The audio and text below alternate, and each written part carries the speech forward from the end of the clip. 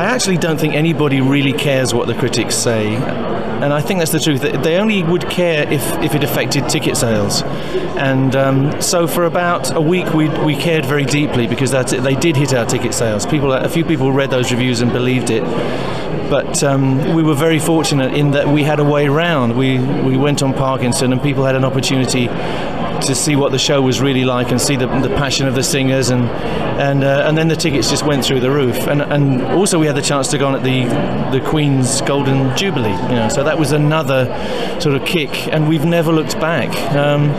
I don't know what happened. There's a few people. I mean, you can never please everyone. That's the truth. There's out of 1,000 standing cheering people, there's always going to be one guy going, I don't know. Everybody has their own agenda. I suppose with, in a sense, the new boys on the block, and there's a little bit of resentment. Why should these rock stars be able to come in and do better than we're doing? If we've been here all this time, but it isn't something which carries through to the business. Because we feel very much part of the business in the West End now. It's a small world. And I personally wouldn't slag anybody off. Because everybody works so damn hard. It's the critics who make these sort of dividing lines, I suppose, because maybe they expected something different, as you said. Yeah. And in one way, you were kind of lucky, because there are shows which close on opening night, aren't there, or don't even get to opening night when they get these reviews. That's right. Yes, we're very, very fortunate to have a bit of we had time to prove ourselves, and we've worked on the show too, constantly. In fact, for the first 2 years, it was never the same night after night. We keep trying new things. It's settled down a bit now because we found a good working plan, and if there's some wood to touch around, I'll say it's pretty much bulletproof.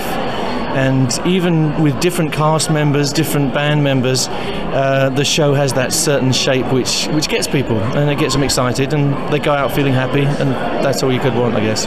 You're part of something that's an international brand, and when you're putting your name to a musical, that's a risk, because you're then taking the brand into something totally different. Did you ever consider that this could ruin Queen? Well, we tend to look on the positive side, really. I suppose the hesitation was before we actually pressed that button. I think we were a little bit feeling that maybe it wasn't our medium. But as time went on, the ideas started to flow, and particularly once Ben got involved, we really didn't have any doubt. No, we were convinced we had something that people would love. Why are Queen so popular? I don't know, it's good though, isn't it? Did it happen by accident? I think we actually had less of a master plan than people think. It's nice that people think we had it all worked out, but we really didn't. We just had a bunch of musicians, and we had a bunch of ideas and an insane belief in our own abilities. We really thought we could do something that no one else had ever done, which was kind of an insane idea, really, and nobody's stronger than Freddie, who had that incredible drive.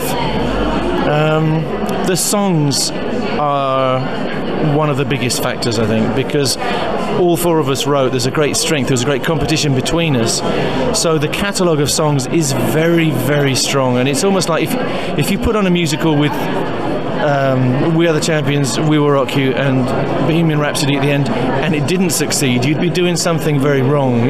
It's almost like you can't go wrong with those things, because they provide such incredible uplift for people, if that's the word. Tonight, very finally, you were given the award from the Guinness Book of Records, confirming that you are the biggest selling artist in terms of albums of all time in the UK.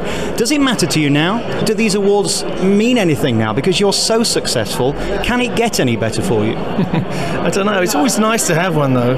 It's a particularly nice one, this one, because I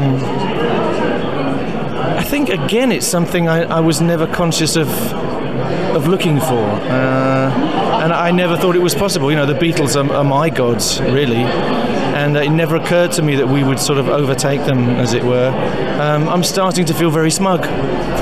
Congratulations on this show and your career and your songs as well. Unbelievable talents in this show and unbelievable talents in your group as well, and congratulations on the recent tour. It couldn't have been any better, could it? No, thanks, Alex. I appreciate that very much. Yeah, the tour's been great.